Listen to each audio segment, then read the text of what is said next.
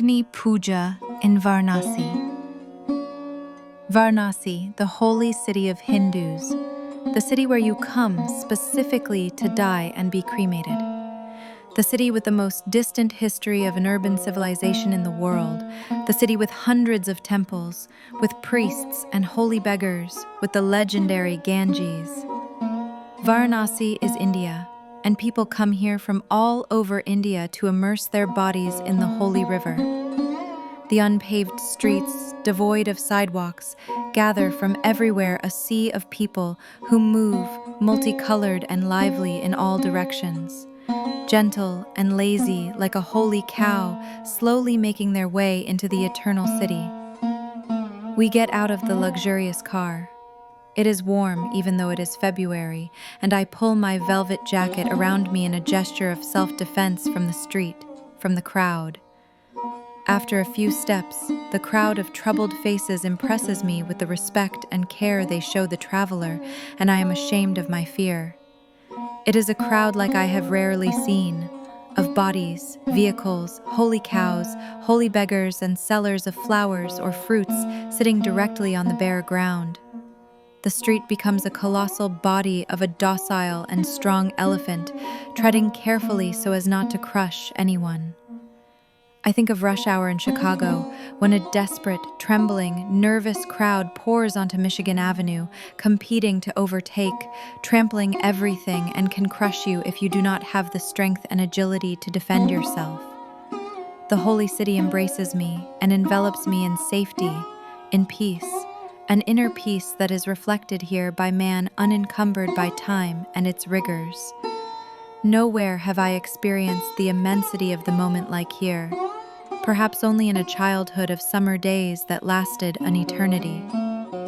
We are accompanied by a Hindu priest, our guide, from the caste with the oldest tradition of Vedic culture in all of India.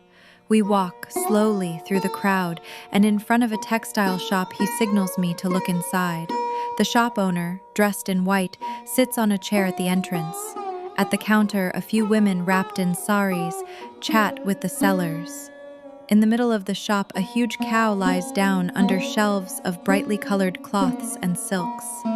Of course, I want to take a photo, and with some embarrassment, but also at the guide's repeated urging, I capture the scene on film.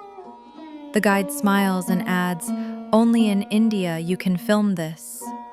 We continue our walk towards the Ghats, these buildings on the banks of the Ganges, where Hindu believers come to bathe. They pull boats, they enthrone temples, they erect stages for religious ceremonies. Religious beggars stop by. At the entrance to the Ghat, there are shops with music and souvenirs, flower sellers for religious offerings. We buy classical Indian instrumental music at my request. The guide tells the seller to play our CD. The street fills with the ample sounds of the sitar. The street fills with the ample sounds of the sitar like a wail, like a lament from beyond time. We step onto the steps of Dashashwamedh Ghat.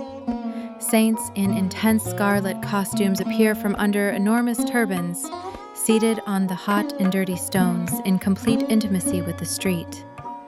I examine them with my gaze, curious, seduced by the nonchalance with which they claim their place. Beggars stand in groups, sharing food from bags placed on the ground alongside leftovers, fruit stalks, and other food crushed by the sandaled feet or dusty soles of passers-by. Gray or white beards, stridently colored salwars, the smell of urine, filth, sweat, surround us from everywhere, mingle and lead a crowd towards the waters of the Ganges that undulates calmly and proteanly on the time-worn stones. The architecture of Hindu temples looms against a cobalt sky. Below, stages are being prepared for the Agni Pooja ceremony, the fire sacrifice, a millenary Vedic tradition.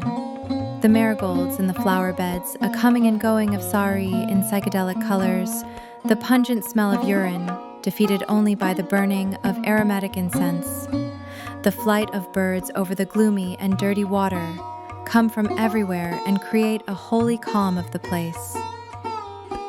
At a time when the sun descends on the Ganges like a warm embrace, Girls with baskets of flowers and candles wait in boats to set off to the river, taking tourists to the open-air cremation grounds.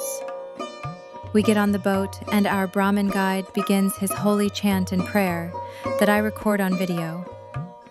Flowers and candles float on the water, floating around the boats on the Ganges in a magical movement that has been repeated for centuries. When day merges with night, the Agni Pooja ceremony begins, and the stages are filled to capacity with spectators from all over India and beyond. Young priests with statuesque bodies initiate Vedic rituals to the sound of religious music and camera flashes.